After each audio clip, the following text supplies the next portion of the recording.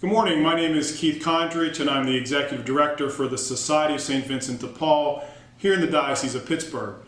And for today's Monday meditation, I'd like to talk about being busy.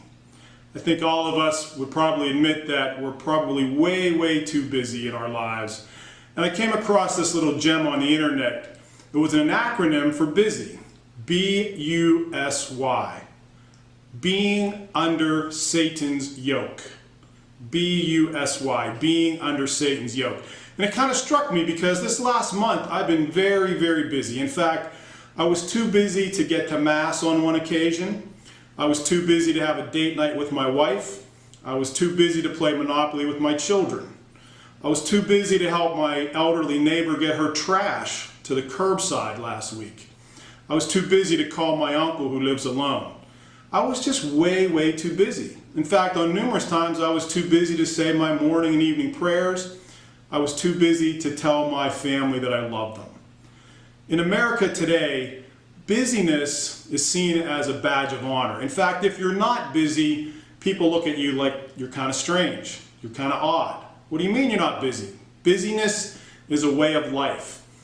And in fact, I would wager to say that busyness is an epidemic in America today, being under Satan's yoke. The great mystic and Trappist monk Thomas Merton said that the biggest disease in America is busyness. The biggest disease in America is busyness.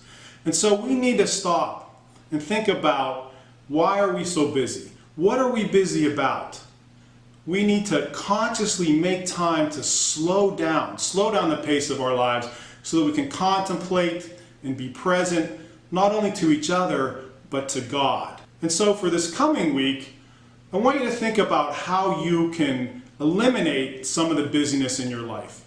How you can spend more time with your children, your family, your spouse, your elderly parents. Think about how you can spend more time in prayer or just sitting quietly in the presence of the Lord.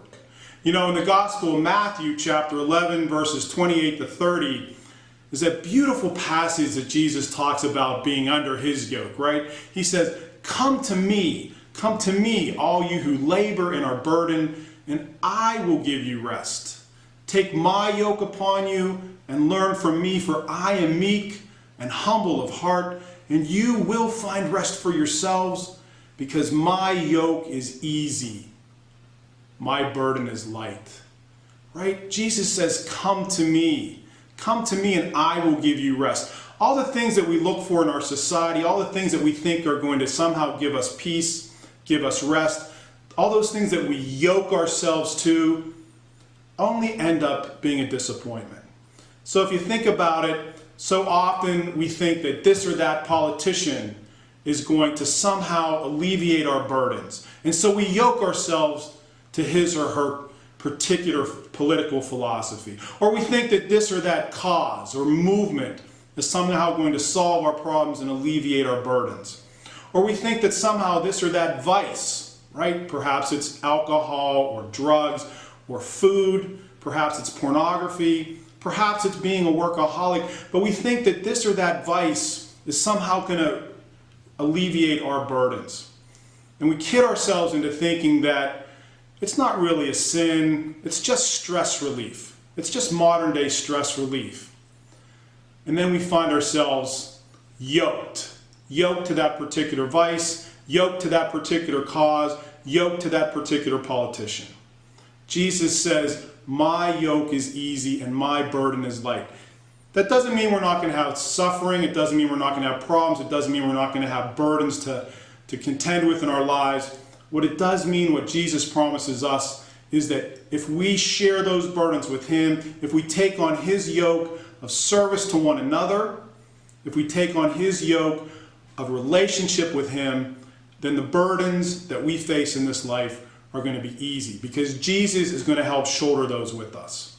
Come to me, all you who labor and are burdened, and I will give you rest. Not the politician, not the movement, not the vice. I, Jesus Christ. Pope Benedict says it so beautifully. He says, before all of the theology, all of the scripture study, all of the canon law, all of those tenets that make up our church, before all of those things, as powerful and as important and as beautiful as they are, before all else, Christianity is about a relationship with a person, an encounter with a person, Jesus Christ. That's what we're all about. That's what we should be busy about. So, my friends, if you're too busy to spend time with your spouse, then you are too damn busy. And if you're too busy to spend time with your children, then you are too damn busy.